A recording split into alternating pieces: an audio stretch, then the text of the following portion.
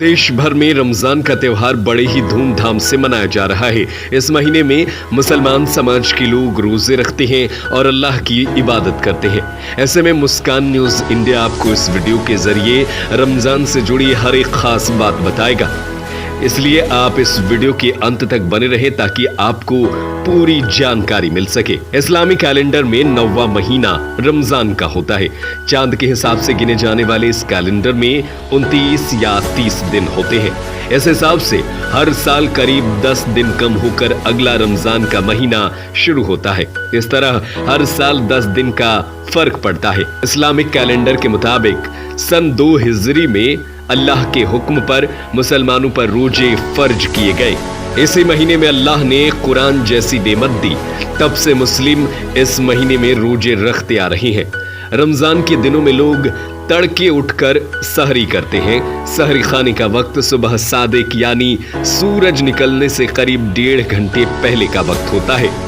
सहरी खाने के बाद रोजा शुरू हो जाता है। रोजा पूरे दिन कुछ भी खा और पी नहीं सकते।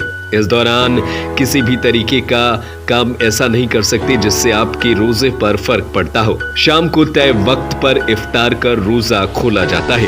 एहतियात के तौर पर सूरज डूबने के 3-4 मिनट के बाद ही रोजा खोलना चाहिए।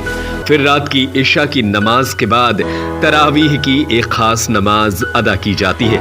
इस दौरान मस्जिदों में कुरान भी पढ़ाया जाता है। ये सिलसिला पूरे रमजान के महीने में चलता है। महीने के अंत में 29 का चांद होने पर ईद मनाई जाती है। 29 का चांद नहीं दिखने पर 30 रोजे पूरे कर अगले दिन ईद का जश्न मनाया जाता है। अब ऐसे में सवाल ये है कि क्या रोजा सभी को रखना चाहिए या रोजे के दौरान किसी भी प्रकार की कुछ लोगों को छूट मिलती है। तो आपको बता दें कि अगर कोई बीमार हो या बीमारी बढ़ने का डर हो तो रोजे से छूट मिलती है। हालांकि ऐसा डॉक्टर की सलाह पर ही करना चाहिए। मुसाफिर को, प्रेग्नेंट लेडी और बच्चों को दूध पिलाने वाली मां को भी रोजा रखने से छूट दी गई है। बहुत ज्यादा बुजुर्ग शख्स को भी रोजे से छूट रहती है। रोजे रखने का मकसद अल्लाह में यकीन को और गहरा करना और इबादत का शौक पैदा करना है। साथ ही सभी तरह के गुनाहों और गलत कामों से तौबा की जाती है। इसके अलावा नेकी का काम करने को लेकर प्रेरित करना, लोगों से हमदर्दी बनाए रखना और खुद पर नियंत्रण रखने का जज्बा पैदा करना भी इसका एक हिस्सा है।